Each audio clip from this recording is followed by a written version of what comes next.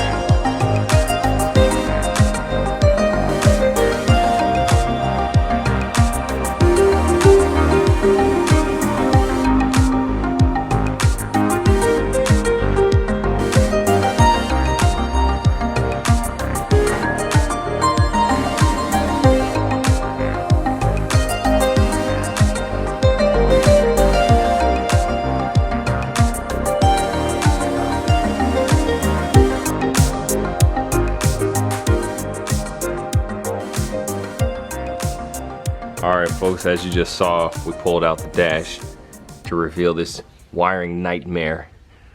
This rat nest. Well, to call it a rat nest would be an insult to rats, but this is how it looks back here, folks. So a lot of cleaning up is going to happen. This frame still has to come out because that's not going to do us any good. We're going to have to do some simple welding. While I'm back here, I'm going to pull out the rest of this stuff. I'm going to do away with the whole HVAC system and blower, clear out all of that space. I'm going to leave this framing here. So I think we're at a good stopping point for today, just because I got to put it down for now. But we're going to jump back on this tomorrow, which you guys are going to see in just a second. But real quick, just to compare the dashes side by side. Hey, beautiful. There's the old dash, and there's the new dash. So it's definitely going to look a whole lot cooler. And as you can see, the dimensions of these dashboards are very close to one another. So once we get things cleaned up inside the car, we're going to mock it up a little bit, see what it looks like. And hopefully this thing should be pretty simple install. But it's definitely rewarding pulling this dash out of here, taking all these screws out, and knowing that I don't have to put them all back in. Alright folks, we're back at it. Day 2 for me, same video for you. After I stopped the video yesterday, I went ahead and pulled out that frame that was sitting in there that all the wires were connected to. If you find yourself doing the same thing, make sure that you disconnect the crossbar that sits underneath the frame, because this thing surrounds the steering wheel. And also, it's really hard to find, but this is right above the steering rack, or whatever you want to call this. There's a 14mm bolt underneath here. Have fun trying to reach that. That releases the frame from the firewall. Also, yesterday I didn't point out my beautiful heater box, which is actually going to be coming out of here today. Don't laugh, because this crap right here saved me at least 2 days worth of work. I did not do this. This is how I got the car. But when I replaced my heater core, it made it a million times easier, just because it is this way and it's functional. But all of that stuff is coming out of here. We're gonna clean up the wires, and made a Home Depot tuning run.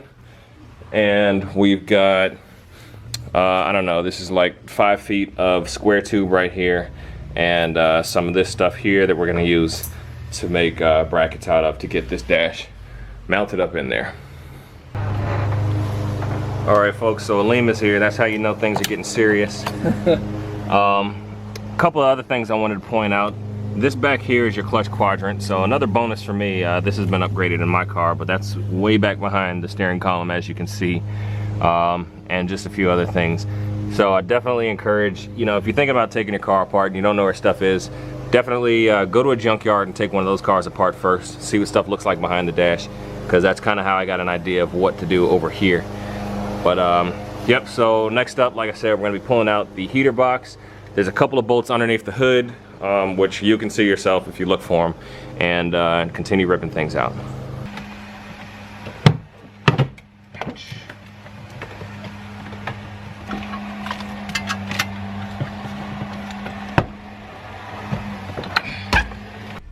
Alright folks, so as usual, whenever I got somebody showing me how to do things, I kind of sit back and watch, but I do try to pass on what I know, and that way you can use it for your advantage. So what we're doing now is we pulled the ignition plug out of here, I guess that's what you would call it, from the ignition cylinder, and we're trying to pull the red wire out of this connector, and what that's going to allow us to do is wire that to the push button starter. And you'll see how we do that. But this red wire goes to the ignition coil, right? Coil? Mm-hmm. Yeah, so once we pull that, we'll be able to wire that to the push start, and we'll show you that in a little bit. Alright folks, update as to where we are. We've done a little bit of tidying up of the wires. I know it doesn't look that great, but things are way better. We know what everything is. We spent literally like the last 3 hours just discussing how we're going to wire this thing and figuring things out, because I was wrong about a lot of stuff. But anyways, we're about to get this stuff in there. We're going to go ahead and mock up the dash. So let's go ahead and take a first look and see what that's going to look like in the car.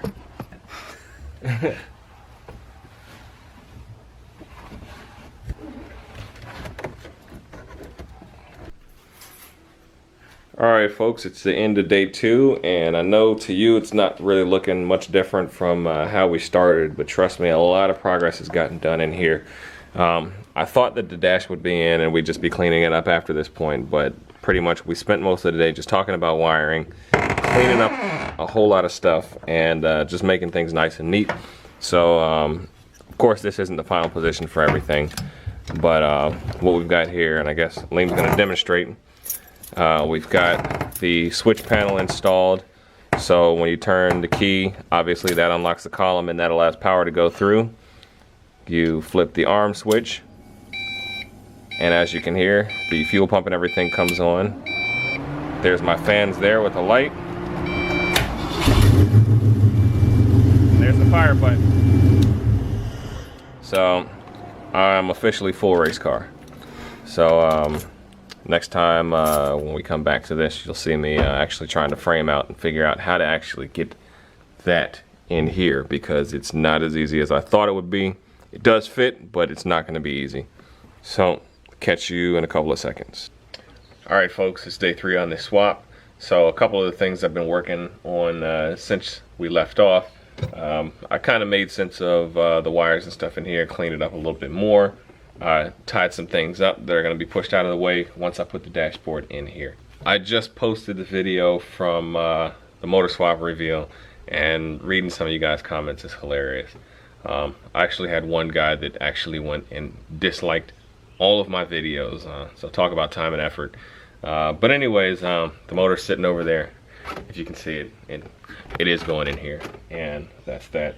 But back to this. Kind of scratching my head at this point, because when Chris did his install, that's the guy who I got the dash and the idea from, he had a full cage in his car and he was able to pretty much sit the dash down on the cage. So I'm gonna have to build some kind of structure up here, and I don't quite know how I'm gonna do that. I want to stay out of this area right here, because what I'm gonna do later on is come back and actually install a race car style heater box. Because I still want to drive this car in the wintertime, and it's pretty miserable driving in 0 degrees with no heat. So pretty much at this point I'm going to start brainstorming and figuring out how I can build a structure onto this thing that will support the new dashboard. Alright folks, Steve came by to help with the brainstorming session, and we came up with some pretty good stuff. So what we're actually going to do is make a nice little bracket to put the dash up in the dashboard. So we're finishing up on that right now. So here's a look at the bracket that we have so far. This basically sticks out horizontally underneath the center console. You'll see how that comes out, and it's going to we're going to weld this piece on here so that it's going to bolt right to the firewall / cowl area. So let's go ahead and get that welded up and get that inside the car. Alright folks, the battery died somewhere during the process of me welding this thing together, but this is what the support looks like so far, and this pretty much supports everything that needs to be supported on the dash. So next up, I need to figure out how to actually attach it up here on the bottom of the windshield, and then doing some reinforcements on the corners is going to be really easy. But this right here is going to support the majority of the weight for the dash. I'm really happy with the way this thing came out, and you're not going to see it once the dash is in there, because it actually slides in to that portion of the dash perfectly. So at this point things are moving really slow. Everything is pretty much tedious and deliberate, just cleaning everything up, making sure everything is tucked in nicely and secured, and probably not going to provide many more updates until this thing is all the way in the car, and we'll show you how that turned out.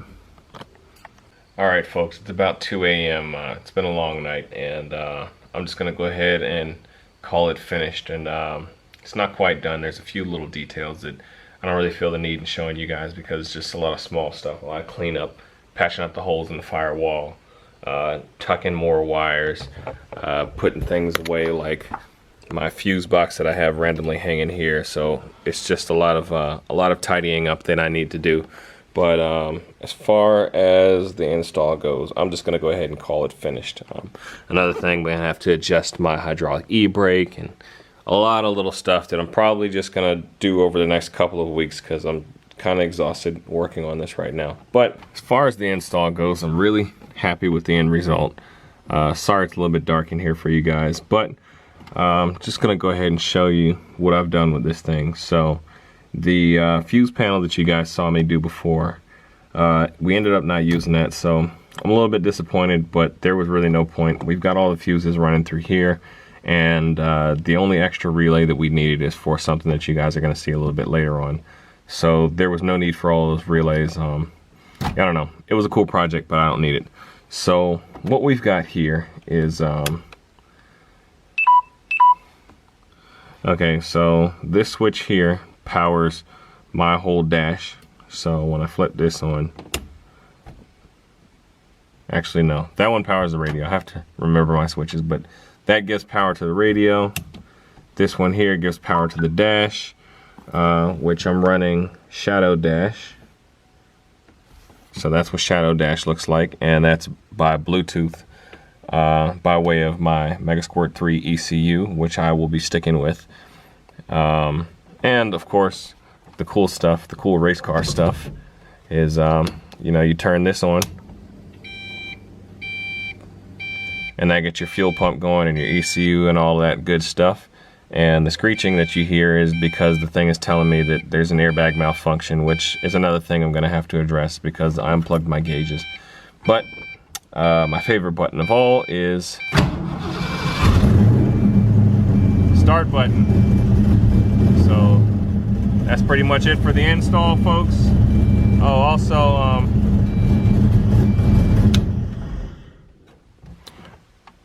also, I'm looking for vents for an E36 because I still have not found those. So if you know anybody that's getting rid of those for cheap, definitely let me know. Also, for the folks who unsubscribed last week, if you guys are still watching, don't worry, I won't tell anybody. That's pretty much it for the install, folks. So thanks for checking it out. Catch you guys next time.